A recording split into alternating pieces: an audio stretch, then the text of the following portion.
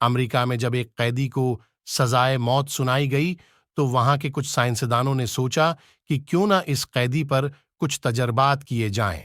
قیدی سے کہا گیا کہ ہم تمہیں پھانسی پر نہیں بلکہ زہریلے کوبرا سانپ کو ڈس کر ماریں گے۔ ایک بڑے زہریلے کوبرا کو اس کے سامنے لایا گیا اور اس کی آنکھوں پر پٹی باندھ کر کرسی سے باندھ دیا گیا۔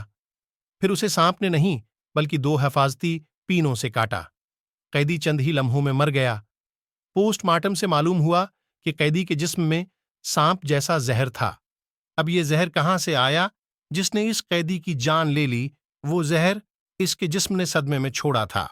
سائنسدان پھر اس نتیجے پر پہنچے کہ ہمارا ہر عمل مثبت یا منفی توانائی پیدا کرتا ہے اور ہمارے جسم اسی کے مطابق ہارمونز پیدا کرتے ہیں۔